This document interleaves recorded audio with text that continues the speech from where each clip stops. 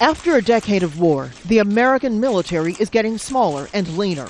President Barack Obama made an unusual visit to the Pentagon on Thursday to announce a new blueprint for a modern U.S. force with a view to fighting future conflicts in an age of tight budgets. The tide of war is receding, but the question that this strategy answers is what kind of military will we need long after the wars of the last decade are over?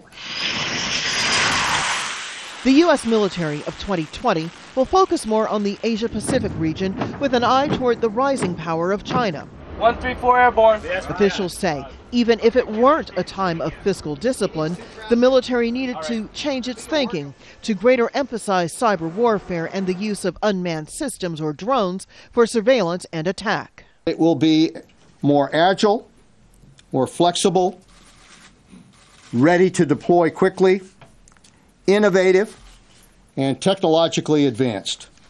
Over the next 10 years, the U.S. will focus on developing a new stealth bomber, improving missile defenses, and investing in capabilities to detect, protect against, and respond to weapons of mass destruction.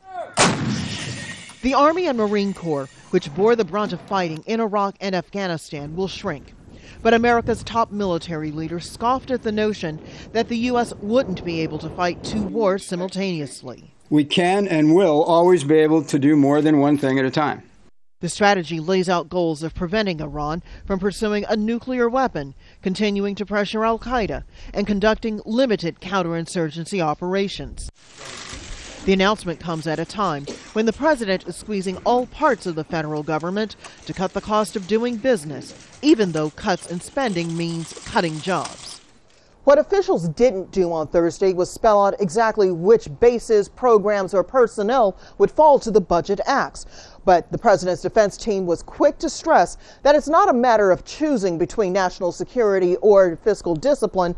It's a matter of figuring out how to achieve both. Rosalind, Al Jazeera, Washington.